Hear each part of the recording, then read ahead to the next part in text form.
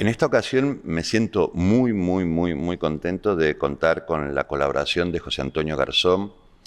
Para mí, y creo que para muchísimos seguidores del ajedrez, es uno de los investigadores y uno de los historiadores más importantes del universo ajedrecístico. A él se debe que Valencia se conozca hoy mundialmente como cuna del ajedrez moderno. Hay una sala en el Paseo de la Pechina, ¿no? En el Centro Cultural de la Pechina, dedicado ex profeso a ello. Y bueno, para mí es un lujo contar con su amistad y con su apoyo en conocimientos, que además también es muy cinéfilo. Y en este caso coincide que Kubrick nos ha atrapado. En su momento yo le pedí una colaboración con respecto a un artículo que unía este entramado de ajedrez y Kubrick. Él participó activamente dando pistas muy interesantes en ese pálpito que teníamos, un amigo que se llama Iván García, con el que escribimos aquella pequeña tesis que se publicó. Y con los años hemos descubierto que se ha analizado muy poco esta parte de Kubrick y hemos ahondado un poquito más y queremos darla a conocer y creemos que podemos tener pistas o evidencias de que eso es así, queremos compartirlas con vosotros, ¿no? Yo desde el apartado teórico y técnico y de esa pequeña sensibilidad como aficionado al ajedrez, pero gracias al conocimiento tan amplio que tiene José Antonio, pues él ahondará en esa perspectiva, ¿no? Así que hoy vamos a conocer este universo de Kubrick, al que le hemos titulado Stanley Kubrick, Simetría, Intención y Ajedrez. Bueno, todo esto, muchísimas gracias de verdad, José Antonio, por estar acompañándonos. Gracias a ti y al Ateneo por invitarme. Un placer. Pues, a ver, arrancamos. ¿Por qué este tema, no? En la aproximación a la obra de muchísimos cineastas, uno de los elementos que casi siempre se tiene en cuenta es la influencia de otras artes no vinculadas precisamente a la cinematografía. Me explico. A Luchino Visconti, cuando se analiza su trabajo, casi siempre se suele decir que su pasión por la ópera, su gusto por la pintura y la literatura ha quedado marcada y reflejada en su trabajo como realizador. Y no cabe la menor duda que esas pasiones se pueden detectar en el universo de Luchino Visconti. Cuando hablamos de cineastas posmodernos como David Fincher, se habla de su origen. David Fincher es director del Club de la Lucha, La Habitación del Pánico. Se habla de su origen como cineasta a través del videoclip y que esa herencia está marcada en sus fórmulas narrativas. Cuando se habla, por ejemplo, de Bob Fosse, el director de Cabaret, lo primero que se dice no solamente es sus grandes coreografías, sino que la puesta en escena, el movimiento de cámara, tiene un orden muy coreográfico. Yo a veces lo discuto, yo creo que se emparenta quizás mucho más a Federico Fellini, pero no cabe duda que esa huella también está detectada. A George Cukor, por ejemplo, gran director de actrices, también se lo emparenta con el movimiento de las actrices en el teatro, ¿no? Movimientos muy medidos, muy precisos y que luego George Cukor parece que lo supo aplicar en el cine. Pero ocurre un detalle importante, es decir,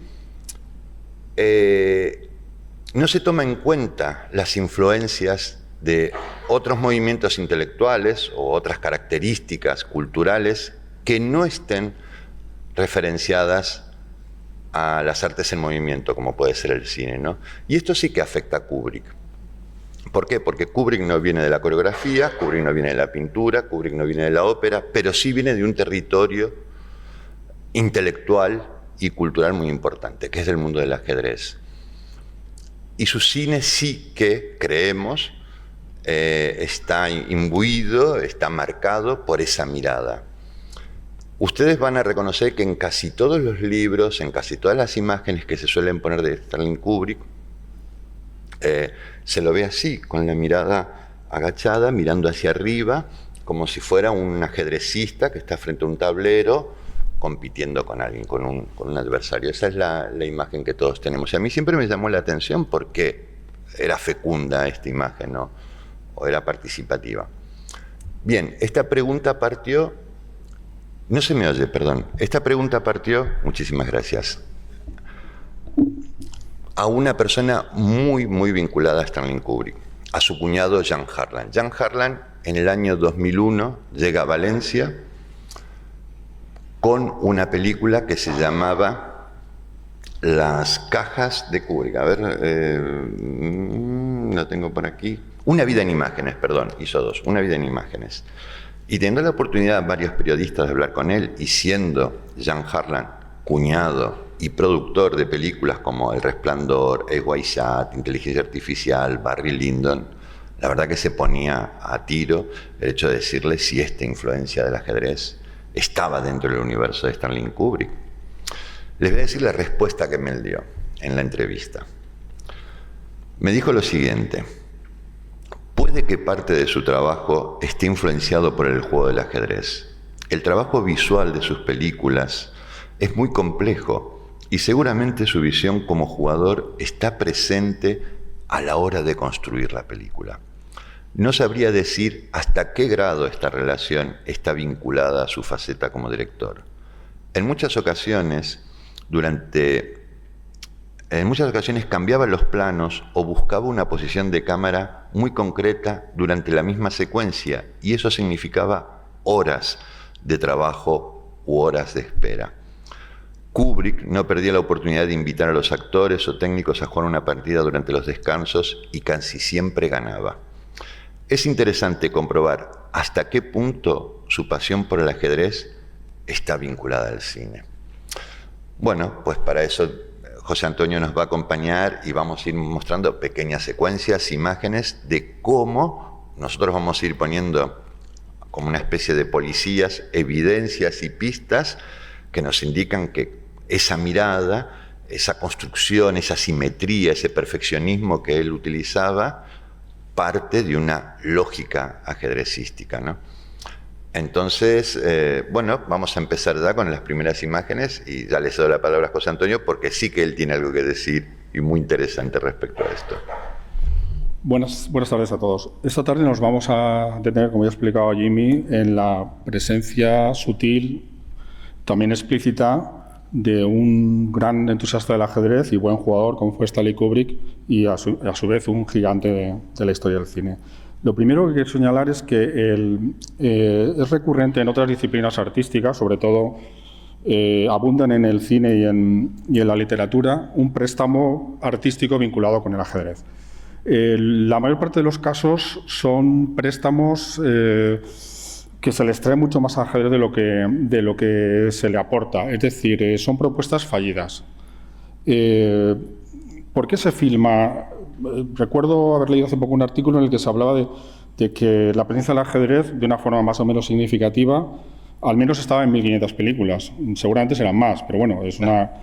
Pero claro, estamos hablando desde una mera presencia simbólica hasta que tenga un peso específico. Luego veremos algunos films donde ese peso específico es mayor. Pero ¿por qué se produce este préstamo? Pues porque el fenómeno se ampara en el misterio, el poder intelectivo, alegórico y representativo del ajedrez. Y no me refiero a esos casos en los que, cuando hablaba de que son propuestas desiguales, en las que, desde que vamos a ver el cuadro negro a la derecha, que esto a los ajedrecistas nos pone muy enfermos, pero esto es un clásico, o incluso cuando se abusa del virtuosismo del jaque mate, es decir, de repente vemos a dos protagonistas jugando una partida de ajedrez y al cabo de un rato uno le dice al otro jaque mate. Bueno, si había un mate en una jugada, se habría visto fácilmente, no hace falta que estemos pensando tanto tiempo, ¿no?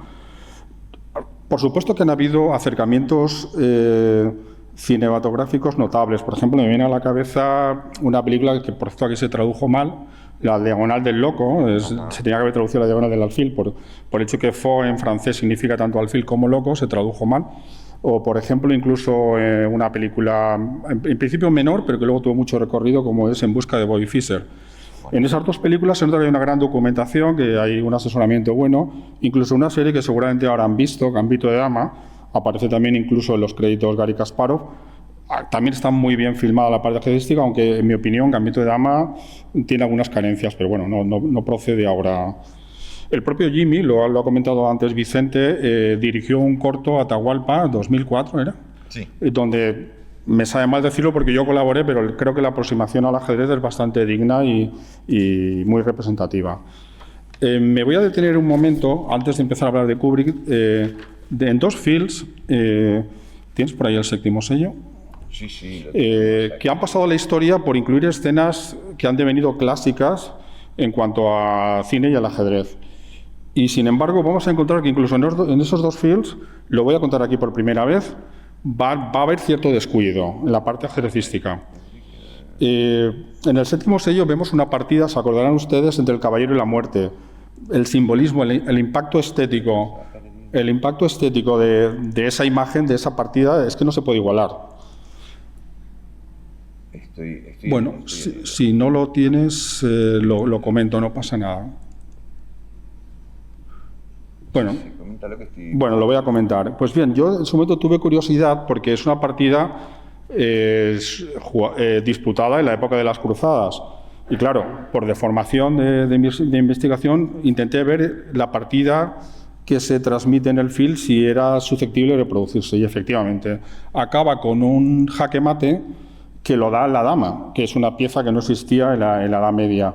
Esa pieza se creó en Valencia, precisamente, en el atardecer del siglo XV. Entonces, incluso en el séptimo sello vamos a encontrar este pequeño fallo que, siendo una obra maestra, lo vamos a perdonar. ¿Tienes por ahí Casablanca? Vamos a pasar a Casablanca. Casablanca es conocido por muchísimas cosas, es una joya del séptimo arte, y vamos a ver en ella varias escenas de ajedrez. Recordemos que Bogart era un gran aficionado al ajedrez, jugaba mucho en un club que había en California, que lo llevaba un antiguo campeón de Estados Unidos, Hermann Steiner, pero era muy aficionado. De hecho, se conservan varias partidas suyas. Pues bien, a lo largo del film vemos una partida y en unas secuencias posteriores se ve que está analizando, esta es la escena, con Peter Lorre, y cualquier ajedrecista, si se tuviera, puedes ponernos un diagrama que tenemos por ahí. ¿El primero o el segundo? No tenemos el diagrama, no te preocupes. Pues la partida que se juega, claro, siendo Bogart, tiene que ser una partida significativa, es una variante de la defensa francesa que se llama ataque Château-Arlequin.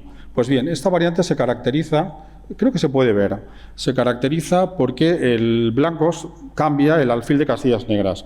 Pues en esa secuencia vemos que el alfil que ha desaparecido es el de Casillas blancas. Yo me imagino a Bogart, con físico ajedrecista, cuando vio que le montaron el diagrama, lo nervioso que se pondría. Quería hacer esta pequeña introducción, un poco como la conexión entre el ajedrez y el cine. Y bueno, a partir de ahora ya podemos entrar, cuando tú consideres, Jimmy, a la presencia del ajedrez en los films de Kubrick. Bueno, yo creo que es importante destacar precisamente ese mal préstamo, ¿no?, que ha tomado el cine del ajedrez, porque rompe para el aficionado, es decir, a lo mejor tiene un componente. A ver, hay que pensar que la construcción de Kubrick, y en otras películas también, el ajedrez cuando irrumpe debe tener un componente o bien denotativo o connotativo, es decir, y a veces esa función no se cumple, ¿no? Puede estar presente, pero no ser vinculante con la historia, pero en el caso, quizás en Casablanca, no recuerdo bien la importancia de esta partida, es decir, no recuerdo si acaba siendo una alegoría sobre una acción, ¿no?, en estos momentos. Quizás alguno que la haya visto más veces, yo la he visto varias veces, pero no recuerdo si en la secuencia... Bueno, algunos han querido ver cómo se juega una defensa francesa, la defensa de Vichy, en fin, se han establecido conexiones, o sea, que entre tiene el planteo elegido con el contexto histórico de la Segunda Guerra Mundial. Vale, pues entonces vemos que sí, que a lo mejor por parte del director, por parte de los guionistas y quienes participaron en la producción, bueno, pues hay esa intención. En el caso de Kubrick, aparte de ser denotativo, es connotativo, es decir, sí que tiene una función, porque él incluso los movimientos de los personajes ubica a los personajes en los planos, en las tomas y en las composiciones de las secuencias, de forma tal que o se encuentran acorralados o se encuentran en una situación de prisioneros o tienen que buscar fórmulas de escapes que los ponen en una situación comprometida o en ocasiones liberadas, ¿no? Entonces, bueno, vamos a ir viendo esos fragmentos, esas imágenes que nos permiten reconocer esos hechos. A ver, por ejemplo, con respecto a la mirada de Kubrick, bueno, decía que siempre vemos este tipo de mirada, ¿no? Con la mirada hacia arriba. Esto también lo vamos a encontrar, bueno, esta partida, aquí sí que tú puedes reconocer este tipo de partida porque es con el actor George Scott. Sí, eso es una apertura inglesa. Durante el rodaje... De todas formas, recupero un diagrama de ese mismo rodaje. Hay una cosa, en el rodaje de Teléfono Rojo, Volamos hacia Moscú, hay una imagen muy, muy curiosa donde pone en inglés no tocar. Sí, esa la tenemos. Porque estaban jugando una partida, Kubrick con... Esta es por ahí. Sí, es la misma foto, misma foto durante el rodaje. Pues, creo que tenemos un diagrama, pues lo digo porque luego me imagino que me preguntarás por la fuerza ajedrecística de Kubrick, qué se sabe, etcétera. Si jugó torneos. ¿Es la primera? No, la de abajo, la otra partida. Muy bien. Me he tomado la molestia de reconstruir la partida que estaban aplazada, la de no tocar, y esa posición se puede conseguir lo que se llama la apertura de los 4 caballos. O sea que, bueno, cierto conocimiento de aperturas tenían. Se cree que, bueno, se afirma que le ganaba siempre a George Scott de Kubrick. Con y eso cual, que George Scott era me atrevería a afirmar que en esta posición juega con negras. Pero bueno, esto no lo sabemos. Pero esta posición es la que ponía en el set de rodaje y ponía no tocar. Es esta posición que me ha apetecido reconstruirla para que la vieran. Hay una serie de anécdotas con respecto a los rodajes de Kubrick. Esto os va a interesar, es decir, Kubrick no solamente se tomaba la molestia de rodar durante muchísimas horas y sometía a un esfuerzo titánico a los actores y a todo su equipo técnico. Podía filmar un mismo plano 20, 30 o 40 veces. Cuando daba sesiones de descanso y decía, bueno, paramos, vamos a tomar algo, vamos a descansar, él no solamente revisaba el material que había hecho y preparaba el material que iba a filmar a continuación o la escena que iba a rodar, sino que se tomaba la molestia de poner un tablero de ajedrez con una partida, bueno, con las piezas, con los trebejos preparados, y me contó esto una actriz que trabajó con Stanley Kubrick, que era Marisa Berenson, en la película Barry Lyndon. Dice que era muy divertido ver cómo Stanley Kubrick dejaba el tablero de ajedrez y ponía un cartelito, dice, juego con las negras, como invitando a cualquier persona del equipo a que jugara y les dejaba la opción de las blancas, ¿no? Bueno, decía que nadie se acercaba al tablero aún jugando con las blancas porque les daba miedo perder con Stanley Kubrick, ¿no? O entretenerse jugando. Entonces él dejaba el tablero y dice, yo jugaré con las negras, ¿no? No sé por qué jugar con las negras significa que hay más opción a perder. Bueno, yo creo que jugaría con las negras para darles ventaja, admitiendo su superioridad. Psicológica. Sí, no, pero se consideraría superior al resto a los actores y les daba la ventaja de la salida, seguramente sería por eso. Entonces, nos encontramos con esta situación, es decir, casi en todos los rodajes de las películas de Kubrick, él llevaba, es más, cuando dijo lo de George Scott, me comentabas que cuando vino a España al rodaje de una película, George Scott también era un gran jugador de ajedrez, y me llamaba la atención que me contaran que solía llevar en su equipaje un ajedrez pequeñito, de estos magnéticos, ¿no? Que se puede ir en el autobús o en avión, en el tren y poder jugar, y que él invitaba a la gente a jugar, entonces así no se le perdían las piezas, y ponía también su ajedrez pequeño magnético para jugar, ¿no? Y parece que tampoco tenía rival. Bien, vamos a seguir con el tema de la mirada de Kubrick y cómo ese tipo de mirada se acaba trasladando a su cine. Veamos. Aquí lo vemos en el rodaje de la película Atraco Perfecto. Atraco Perfecto, ¿no? Aquí José Antonio también tiene una buena explicación. Atraco Perfecto bebe de una fuente fundamental. Kubrick había visto una película de Akira Kurosawa que se llamaba Rosamund. la cual está desestructurada, vista desde 4 puntos de vista diferentes. Él se queda asombrado ante ese hecho y creemos que, como buen jugador de ajedrez, a él le gustaba también el ajedrez retrospectivo, retrógrado, no sé cuál es la palabra más correcta. Retrógrado o retroanálisis. Sí. Entonces, ¿por qué he llegado a esta situación? ¿Qué me ha llevado al jaque mate? ¿Qué me ha llevado a perder? ¿No? Entonces va retrocediendo. Bueno, en el caso de esta película es ver los diferentes puntos de vista de cómo se ha producido el el atraco y qué es lo que ocurre, ¿no? Entonces, durante el rodaje de la película, pues el actor Sterling Garden jugando al ajedrez con Kubrick, y el otro sí que no me acuerdo su nombre, el caballero... Sí, ese era un luchador georgiano que era amigo de él y que jugaba al ajedrez. Era un luchador, no era realmente un actor, un luchador georgiano de lucha libre. De hecho, en el film, justo su papel es ese. El de genera luchador, una pelea sí. para que la policía esté ocupada con esto, ¿no? Y bueno, la película se filmó en un club de ajedrez donde, por lo visto, Stanley Kubrick acudía siendo un chico joven, entre los 18, 19, 20 años, y solía jugar ahí. Entonces se rodó en ese mismo espacio. Algunos dicen que fue montado, pero uno cuando ve la película comprueba que se rodó en un espacio natural, ¿no? Hay una foto del espacio desde fuera, la tendrás por ahí, que yo creo que evidencia que sí que se hizo en...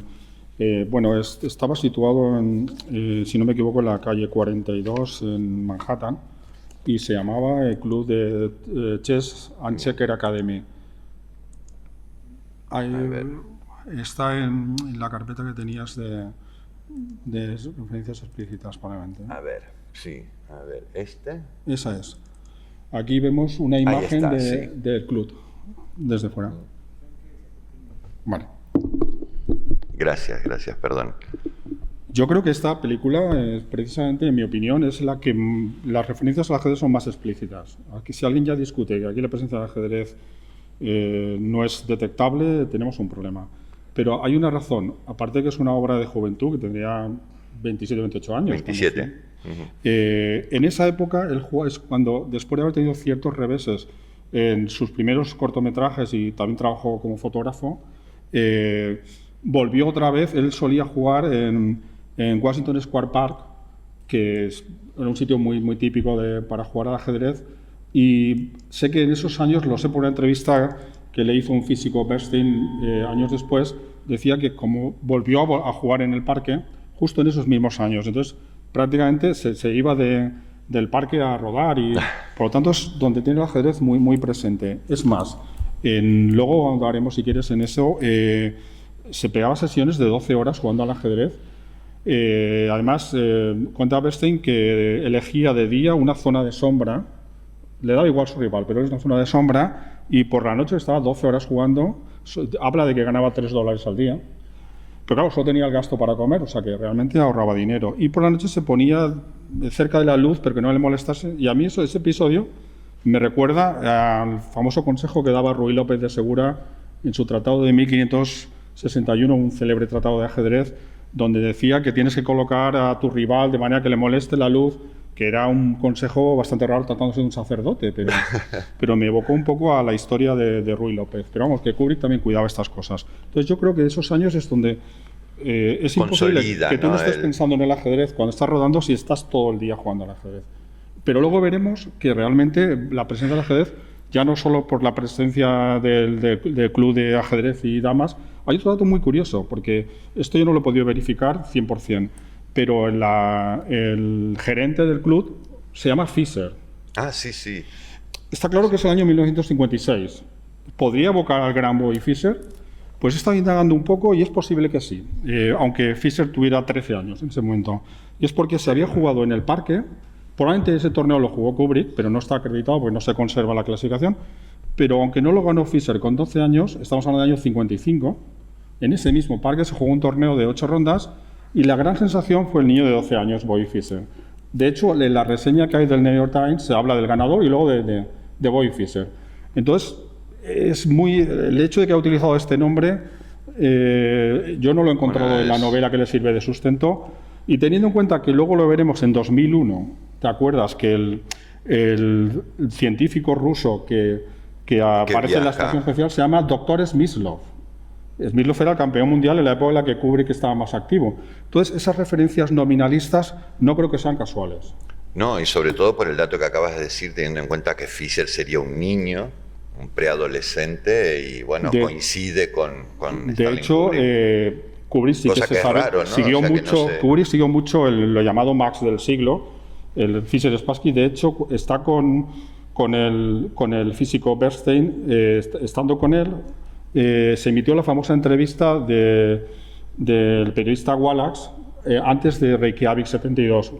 O sea que vio con Bernstein esta entrevista en directo. O sea que sí que seguía bastante a Bobby Fischer. Bueno, todo un detalle por tu parte es decir que esa coincidencia pudo haberse realizado entre Kubrick y Bobby Fischer. Sí, yo creo que sí. Yo creo que pudo jugar en ese torneo, ¿eh? Bueno, un dato a seguir indagando, ¿no? Muy interesante. Pues, así como hablábamos de la mirada del propio realizador, ahora vamos a descubrir cómo a lo largo de casi todas las películas, desde Espartaco hasta la última película que dirigió Kubrick, muchos de sus personajes emplean la misma mirada, ¿no? En este caso en La chaqueta metálica, la de La naranja, Alex mirando, bueno, Jack Nicholson, Kirk Douglas, Nicole Kidman, Jack Nicholson aquí y Lolita, ¿no? Es decir, vamos a ver que muchísimos personajes de sus películas, y casi todos importantes, bien porque van a tener una continuidad en la película o bien porque les va a ocurrir algo, en un momento determinado utilizan la misma mirada. Es decir, esta mirada de levantar los ojos y mirar con la cabeza gacha hacia el otro, ¿no? Que es un apunte también que un día lo hablábamos con José Antonio, que a mí me da la sensación, y yo creo, no sé si él también cree que esta idea puede decir, yo creo que Kubrick como cineasta, así como un jugador de ajedrez está pensando cuál va a ser el movimiento que puede hacer el adversario, yo creo que Kubrick está pensando en qué es lo que va a creer o pensar el espectador para él generar algún ardid, alguna triquiñuela y conducir la película hacia otro lado, ¿no? Prueba de ello es casi todas las películas de Kubrick es una misma película, o sea, es una pragmática unitaria, pero está dividida en dos partes. Vemos que ocurre algo durante la primera hora y media, y luego los acontecimientos se trasladan o cambian a partir de mitad de película hacia el final, ¿no? Es decir, es como confrontar dos elementos distintos dentro de los personajes principales. Entonces, bueno, no sé si esto también ves que se produce este tipo de mirada. Es una mirada muy ajedrecística, muy de mirar al rival, y tienes razón ese matiz que haces de no solo mirar, sino penetrar qué estará pensando, ¿sabes? Un poco adivinar sus planes. Sí, pero ten en cuenta que después de todo es una mirada de alguien que ha utilizado esa mirada muchas veces cuando ha jugado al ajedrez. La ha tenido delante. Es más, algunas veces me recuerdan a cómo miraba a sus rivales Kasparov. Bueno, ahora vamos a tocar un tema que sí que tiene que ver con la composición, los encuadres, los planos que generaba Kubrick, y un poco con el universo ajedrecístico, con el tablero, ¿no? En muchas ocasiones hemos charlado, y a veces también lo hablo con amigos que les gusta el ajedrez, el cine, bueno, y temas así que no suelen tocarse. ¿Cómo se ubica dentro del espacio los personajes, ¿no? Uno se plantea, bueno, ¿por qué esta posición? ¿Por qué esta ubicación? ¿Por qué esta construcción del plano? Bueno, este tipo de plano, muy artístico, muy bello, yo creo que está emparentado con economía y belleza, que a veces lo hemos planteado, ¿no? Este binomio de Kubrick adorna muchísimo las cosas, le encanta las composiciones bellas, quizás como las propias partidas de Fischer, que eran bellísimas, y uno quedaba hipnotizado por esos movimientos y acababas perdiendo la partida, ¿no? Kubrick tiene esa capacidad de generar imágenes muy bellas, muy potentes, y distribuir sus personajes y los movimientos, de ahí el que rodara durante horas y horas y horas un mismo plano, o la construcción de una secuencia, para determinar hechos importantes. Aquí en esta parte de Barry Lyndon, esta es la prima del personaje que se llama Lyndon, que se quiere casar, pero bueno, hay un militar que la pretende la chica. Y este punto de vista es el joven que está mirando a su prima y sabiendo que ese militar la pretende y ella le devuelve la mirada, ¿no? Entonces, está acechada, ¿no? por Barry Lyndon, por el joven, que luego, bueno, termina teniendo un enfrentamiento de armas con el militar. Entonces, creo que Kubrick juega a generar composiciones muy bellas, precisamente para conducirnos a un terreno distinto de lo que podemos pensar. Hay otra lógica también. Como decía Chekhov, si en una obra uno saca una pistola, tarde o temprano alguna escena tiene esa pistola que funcionar, ¿no? Bueno, Kubrick lo que hace es el engaño, es decir, nos puede presentar una pistola que después no va a salir, como ocurre con Lolita. Humper saca una pistola y uno piensa que va a matar a Silly Winters de un disparo y ella muere en un accidente de tráfico, es decir, genera sospechas, nos hace creer una cosa, como una especie de, ¿cómo sería? ¿Ardid la palabra? Sí, celada. Celada. En ajedrez sería celada. Pues una celada que acaba conduciéndonos. Y casi todas las composiciones de él, vamos a mirar unas cuantas. Por ejemplo, esta geometría, que todos dicen, la perfección, la geometría de Kubrick, precisamente conduce a que este plano, por ejemplo, que vemos aquí, que se habla mucho de simetría, se rodó muchas veces porque él está mirando hacia abajo y Kubrick le insistía que mirara el laberinto, porque para Kubrick el tablero y el laberinto, en este caso sobre una película de terror, tenían aspectos muy parecidos. Es decir, él era un amante de la mitología y de la historia, entonces decía que ajedrez y laberintos conducían por caminos extraños y difíciles de encontrar, ¿no? Entonces componía esta simetría para saber que este hombre, este personaje, acabará entrando en un territorio como si fuera un tablero de ajedrez, cuyo simbolismo no solamente es un laberinto, sino un espacio donde puede morir, ¿no? O puede ser atacado, y deja de perder la referencia del hotel, donde él se siente seguro. Fuera del hotel entra en un territorio distinto, ¿no? 2001 ocurre lo mismo. Es decir, es quizás la película más compleja, sofisticada, sigue siendo una de las obras maestras de Kubrick, muy de Nietzsche, muy Schopenhauer, ¿no? Además, yo creo que cuando uno ve toda la filmografía de Kubrick, creo que tiene una mirada triste sobre los seres humanos. Me da la sensación como diciendo, todavía no sabemos hacer las cosas correctamente, ¿no? Hay una mirada bastante, no sé, triste sobre las personas, ¿no? Sobre sus personajes. Y tenemos una más aquí en la chaqueta metálica también, ¿no? Es decir, cómo él va cuidando todo eso para generar simetrías que cada plano que vemos lo vamos absorbiendo con cierta naturalidad, nos creemos qué impresionante este director, pero algunos de esos planos no son indicativos de nada, nos gusta la belleza, la composición, pero resulta que por debajo, en su subtexto, esas imágenes tienen ese componente connotativo, ¿no? Es decir, de ir indicándonos unas pautas que luego pueden responder por otro lado. No sé si José Antonio coincide ahí. Luego tenemos, por ejemplo, esto también, Espartaco. ¿Cómo está distribuido el ejército romano, no?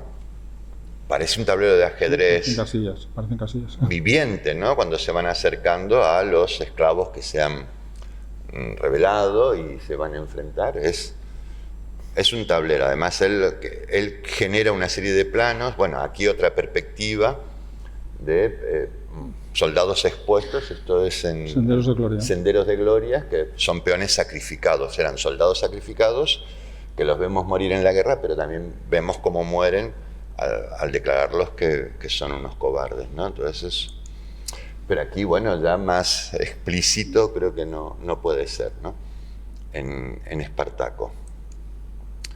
El niño siempre es acechado en El Resplandor, ¿no? Sobre todo aparecen dos figuras y parece que más allá de la novela de este escritor de terror, que ahora no me acuerdo dónde está basada. Stephen King. Stephen King. Es decir, lo de las niñas, él, las referencias decían, yo quiero dos niñas que metan mucho miedo, dice, como si fuera, no sé, como si fuera una dama, ¿no? Es decir, entonces este niño se va a sentir siempre acechado. Y es más, el suelo donde pasea el pequeño con su bicicleta, su monopatín. Luego vamos a ver, mira, aquí tenemos también otro típico modelo casi ajedrecístico, de cómo están distribuidos casi todos, ¿no? En el juicio. Ahora os voy a mostrar unas imágenes. ¿Por qué digo lo de...? Porque en la película, él recoge en El Resplandor, pide que por favor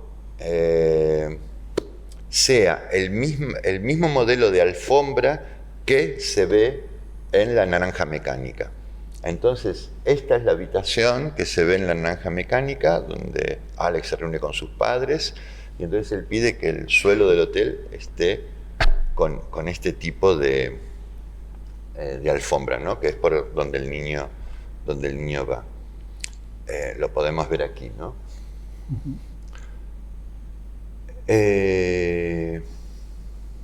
Bueno, la posición de los personajes siempre van a encontrar una salida difícil, o con muerte, o con una situación donde se van a ver acorralados o sometidos a una presión muy grande. Y en este caso, por ejemplo, en La Naranja Mecánica, la mujer que luego va a ser golpeada y violada, pues la sitúa también en un espacio donde vemos las baldosas escaqueadas, ¿no? Blanco y negro, blanco y negro. Entonces, bueno, estamos poniendo sobre la mesa varios elementos que como evidencias, como pruebas, no dejan de indicarnos que esa mirada, ese punto de vista, esa composición, esa forma de construir la película está muy emparentada con ese universo ajedrecístico, ¿no? ¿Algún matiz querrás aportar con respecto a esto también? No, está muy, yo estoy viendo, en las imágenes que estás pasando, estoy viendo tableros diagonales, horizontales, o sea que lo tengo clarísimo. Todavía hay, vamos a ver algún fragmento pequeñito de las películas de él para que veáis cómo él a veces utiliza estas herramientas. Vamos a ver un fragmento del club de ajedrez, de Atraco Perfecto, para que veáis que... ¿Está alguien para jugar? No, gracias, estoy esperando a un amigo. Caramba, hombre, has movido mal. Antes moviste el peón rey y debiste mover el caballo y dar jaque. Que te molesta quien quiera, no sabes lo que hablas, él no lo hizo, no sabes lo que dice. Calla, pasa y mueve. Es verdad, podía haber ganado. Mueve, pasa. Deja de hablar o llamaré a Fisher. No. Dice, deja de hablar o llamaré a Fisher, ¿no? Como dice, a lo mejor es una alusión a Bobby Fischer, ¿no? Por ejemplo, aquí también, no solamente va a tener en la película, a ver si la podemos poner, Lolita, Shelley Winters está jugando con Hamper, y ella comenta algo como... Sí, y puede saltar por encima de las demás. La reina, como mueve. Y se mueven libremente. ¿Iba a comerse mi reina? No era esa mi intención. Vale, atentos al diálogo. Ella dice, va a comerse mi reina, estamos hablando de Lolita, que es la hija de ella, dice, no era aquella mi intención. Bueno, vamos a ver. 34, 35, 36, mi reina. No quiero que se nos salte por YouTube. Buenas noches, querida. A ver. Buenas noches. Buenas noches. Buenas noches.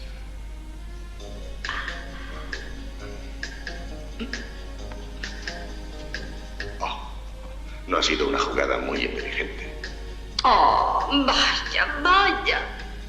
Y él le dice, no ha sido una jugada muy inteligente, ¿no? O sea, se come a su reina, que en este caso es una metáfora sobre la niña. Que por cierto, sobre la novela de Nabokov, hay que señalar que es muy interesante que Nabokov era muy aficionado al ajedrez también. De hecho, fue también problemista. Aquí tenemos a una eminencia en la composición como Miguel Uris. De hecho, hay hasta un tema de composición que lleva su nombre. Entonces, quiero decir que esto es curioso porque también el propio Nabokov era muy gran entusiasta del ajedrez. Se le atribuye una frase que parece que la dijo, que decía que todo ajedrecista es un artista. Hombre, no está nada mal. No está nada mal. Vamos a ver también un pequeño fragmento de 2001, porque comentábamos que algunas muertes en las películas de Kubrick son de manera tangencial, no oblicuo, ¿no? Por ejemplo, en 2001 uno de los astronautas sale de la nave espacial para arreglar un aparato, HAL 9000, que es la supercomputadora, los está observando y como ven que le van a cambiar algo para detectar si funciona mal o no, HAL decide matarlo. Y vamos a ver cómo el personaje muere y atraviesa la pantalla en una especie de plano exterior, como el cadáver pasa de manera oblicua. Esto también lo repite en la película La chaqueta metálica, cuando los soldados que van con su sargento deben tomar una posición, hay una francotiradora, ellos no lo saben, y cada vez que se quieren acercar a aquel francotirador los va matando y no saben de dónde provienen, y hay dos muertes en oblicuo, es decir, justo entre medio de una pared viene un disparo y mata a uno de los soldados y el sargento no sabe cómo se ha producido, ¿no? Que logran alcanzar el punto donde está la francotiradora y descubren que es una mujer, y un día José Antonio me contaba, dice, pues mira, ahí tienes el hecho de una dama que puede matar de manera en oblicuo, ¿no? Pero vamos a ver este pequeño fragmento, no mucho porque YouTube nos puede penalizar en la comunicación por internet, ¿no? Por los copyright.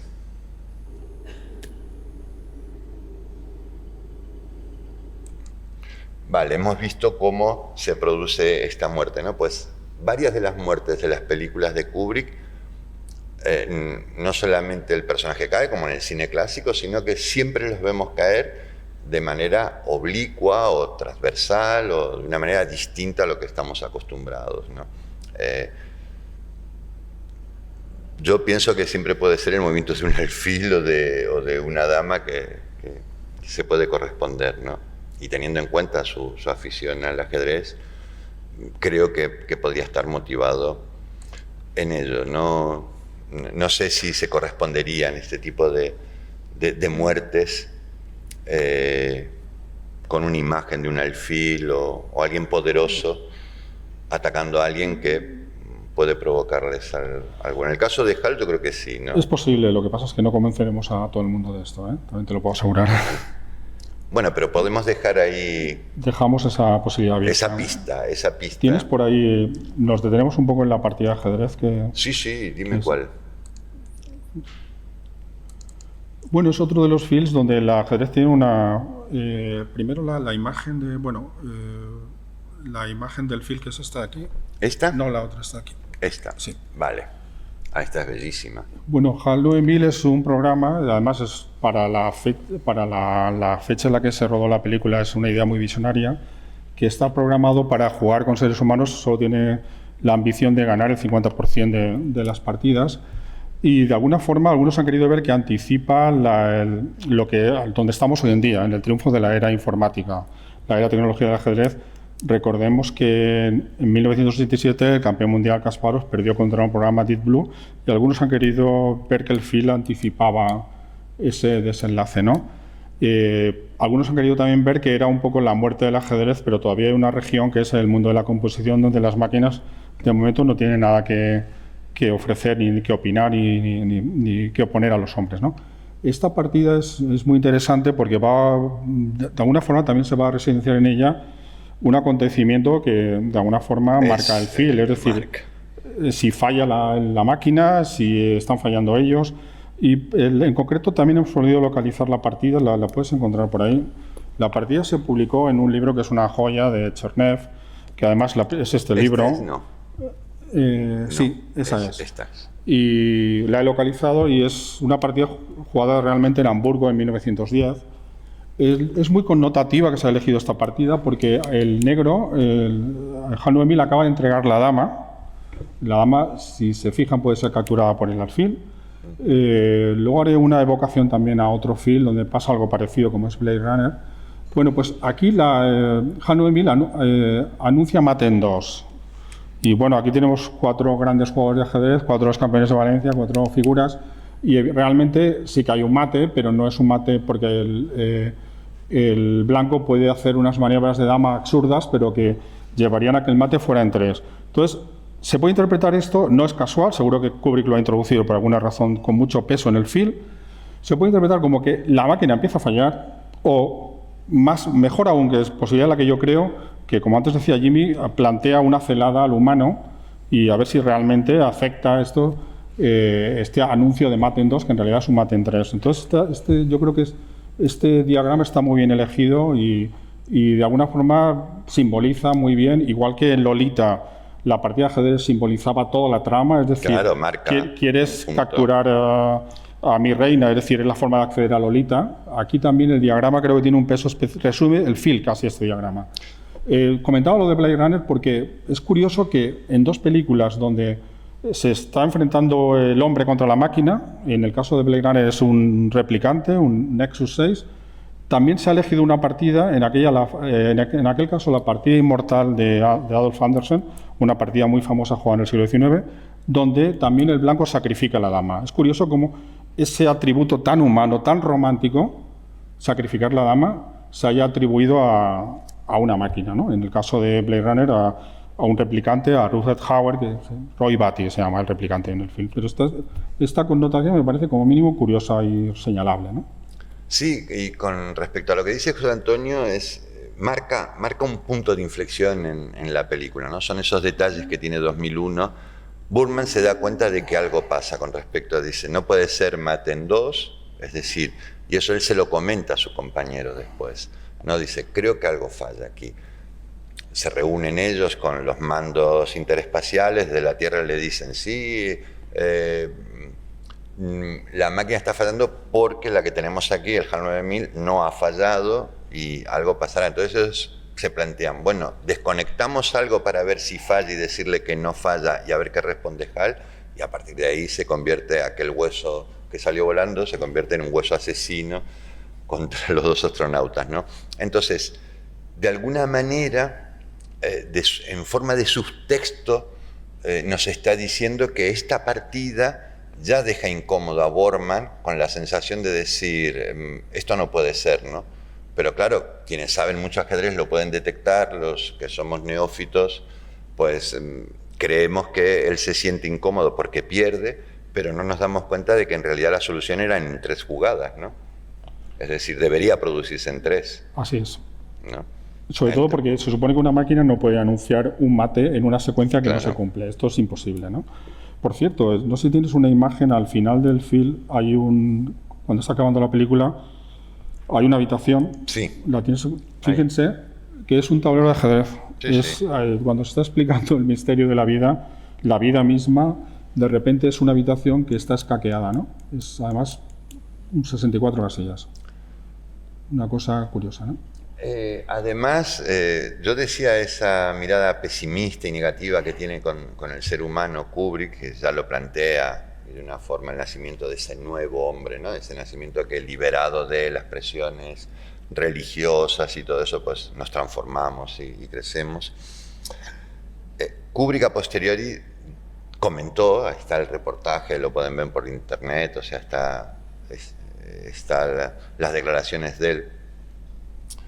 Esta habitación, que a mucha gente la confunde, él lo que desea es que hay algo por encima nuestro, hay unas fuerzas por encima nuestro, llámense como se llamen, marcianos o lo que sea, que de alguna manera están vinculados. Hay una fuerza superior que está vinculada con el ser humano, algún tipo de energía extraterrenal que está vinculado y es lo único que nos puede salvar de una situación de decadencia, y es más, por eso también es barroca, por el deseo, ese concepto de muebles barroquistas, la belleza, la composición, ese choque de elementos que también tanto le gustaban, ¿no? Es decir, el futuro con el choque del barroquismo. Entonces él decía que 2001, ese mensaje está reflejado al final y que intenta evocar que, bueno, hay fuerzas. Esas fuerzas también están presentes en películas como El Resplandor, es decir, fuerzas que dominan, y también están presentes en Ace Wide Shut, es decir, cuando Tom Cruise decide meterse en el submundo porque su mujer le dijo que un día, pues no sé, podía haber sido con otro hombre, y él a partir de ese momento pues decide conocer qué ocurriría si él hiciera lo mismo, empieza a viajar a un submundo en donde él se ve acechado. Hay un pasaje que no lo podemos poner mucho porque es largo, dura 1 minuto y pico y YouTube nos lo corta. Él está caminando por la calle y alguien lo está siguiendo, pero lo está siguiendo como a 100 metros, y él se da la vuelta y no lo ve. Está siendo acechado, ¿no? Él va a una sastrería a buscar un traje y está siendo acechado constantemente. Entonces todos los movimientos de él son pequeños movimientos rectos y en zigzag, ¿no? Porque se siente acosado, ¿no? Y sabe que hay fuerzas ocultas que no conocemos, que no se ven, que están enmascaradas, que tienen esa posibilidad de dominarnos, de controlarnos y saber los movimientos que podemos hacer o dónde estamos ubicados. Bueno, eso también está dentro del mundo de Kubrick, porque él decía que dentro de ese tablero y de ese laberinto que se reflejaba, existen fuerzas que van más allá de nosotros, ¿no? Esto también simboliza eso, ¿no? Esas 64 casillas. Más cerca. Bueno, perdón. Mira, si quieres, por favor. El séptimo sello. Vale. Más que nada, porque antes lo hemos comentado, vale, lo hemos comentado antes, este es el frame del séptimo sello en el que se ve claramente que el mate lo da una pieza que mueve como la dama moderna, algo imposible en la Edad Media, en la época de las otras cruzadas. Imágenes ahí. Sí, no, también. eso es el set de piezas, para poder identificar precisamente que es bueno, de decirle a dama sería impropio, sería el alferza, que es el nombre de la pieza que quisiera representar esa partida.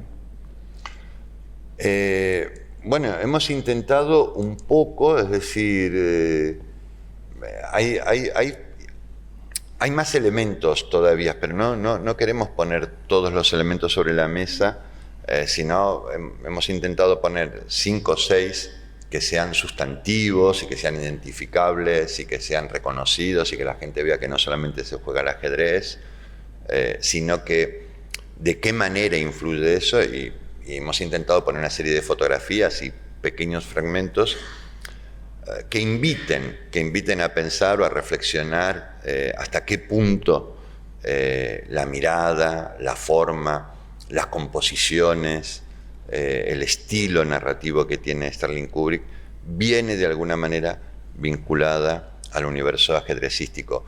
Si esa herencia de otros cineastas o directoras, cuando se habla, dice, pues viene del teatro, viene de la pintura, viene de la danza, bueno, ¿por qué no podemos reconocer que hay otras influencias intelectuales que también pueden estar y afectan a la creación, ¿no? En este caso de un cineasta con Stanley Kubrick? Yo creo que el elemento de belleza, a mí siempre me gustó mucho el ajedrez retrospectivo de leer a Sherlock Holmes, que él se ponía... Raymond Smullyan. Sí. Entonces él retrocedía para ver cómo habían ocurrido los hechos y por qué estaba en aquella situación, ¿no? Entonces siempre me llamó la atención que todo eso estuviera vinculado al universo de Kubrick, ¿no? Y bueno, de ahí la investigación, y en aquel artículo en que colaboró José Antonio con muchísima maestría aportando datos. Yo no sabía lo que era la palabra Sudwan, ¿no?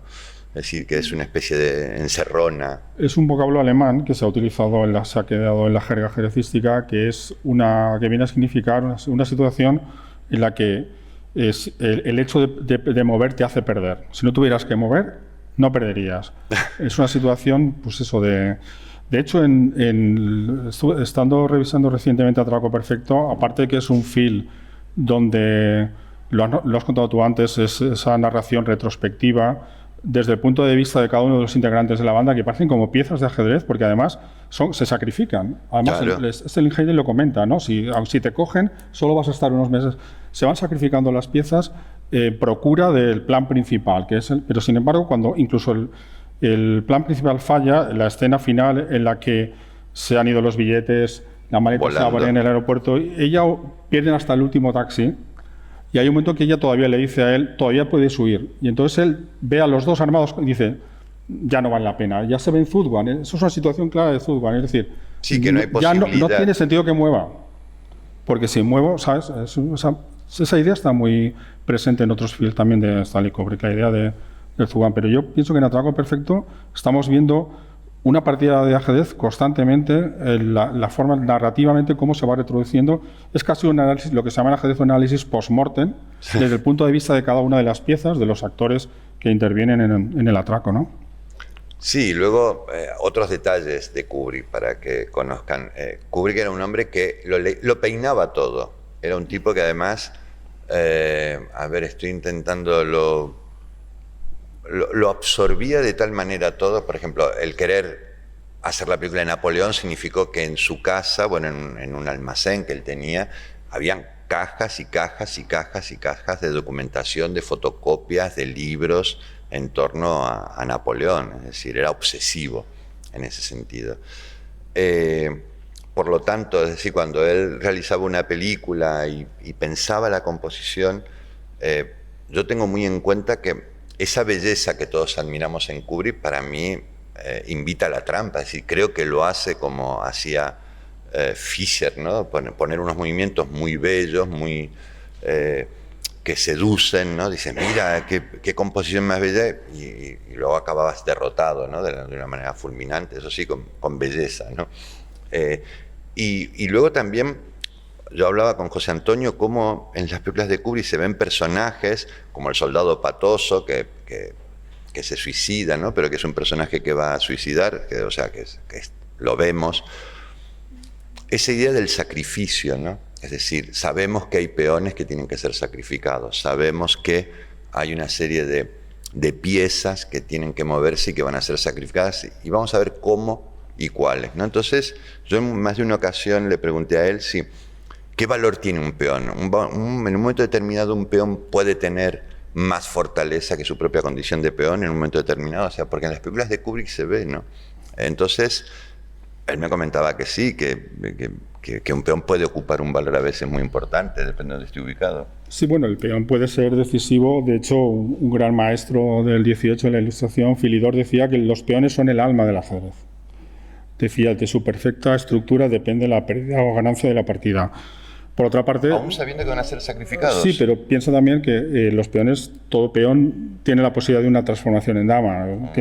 Si llega al final de su camino, que también es muy metafórico, si llega al final de su camino se transforma en dama. O sea, pero sí que es cierto que, por ejemplo, en el ajedrez árabe, el peón sí que se utiliza como ariete. Se utilizaba únicamente para abrir vías de ataque, porque la promoción era menor, no tenía sentido ese viaje por el peón llegaba al final del tablero y se transformaba en una pieza misérrima, la alferza, que movía un pasito en diagonal, o sea que no tenía sentido ese deambular, entonces se utilizaba con otros fines. Pero sí que es cierto que el concepto de gambito, que es muy ajedrecístico, que se utiliza, por cierto, me van a pedir aquí una pequeña broma, cuando vemos a los políticos que cogen jerga ajedrecística, dice, Rajoy se ha enrocado, le toca mover ficha, ya le hemos fastidiado, no estaban jugando al ajedrez. Entonces, pero sí que hay algunos vocablos, gambito, enroque, sacrificio de piezas, se han colocado en la jerga cotidiana. Pero cuando dicen se han enrocado y luego le toca mover ficha, ya nos echamos las manos a la cabeza. No son las damas. Exacto. No son las damas, ¿no? Bueno, todo esto nace precisamente a partir de esa frase de su cuñado, de Harlan, cuando dijo, es interesante comprobar hasta qué punto su pasión por el ajedrez está vinculada al cine. Fue en aquel momento cuando dije, bueno, hay que hacer esa pequeña investigación, ese pequeño ensayo que escribí, en el que colaboró José Antonio.